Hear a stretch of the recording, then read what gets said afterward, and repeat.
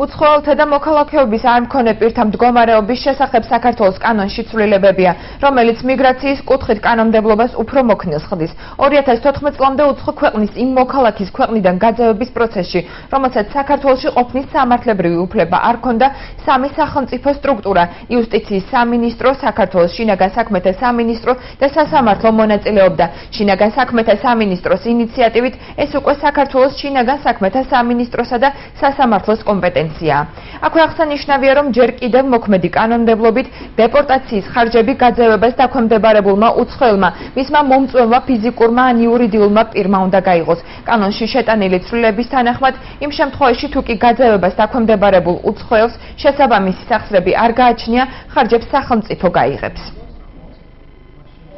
სამართლებრივი მდგომარეობის შესახებ საქართველოს კანონში განხორციელებული ცვლილების თანახმად უშუალო ორგანო, რომელიც განახორციელებს უცხოელის გაძევებას და ამ მიზნით მიმართავს სასამართლოს, არის შინაგან საქმეთა სამინისტროს შესაბამისი სამსახურები და არა აღსრულების ბიურო. 2013 წლის საპრეზიდენტო არჩევნებამდე მოქმედი რედაქციით გაძევება უნდა განახორციელებინა აღსრულების ბიუროს, რაც არ იყო ეფექტური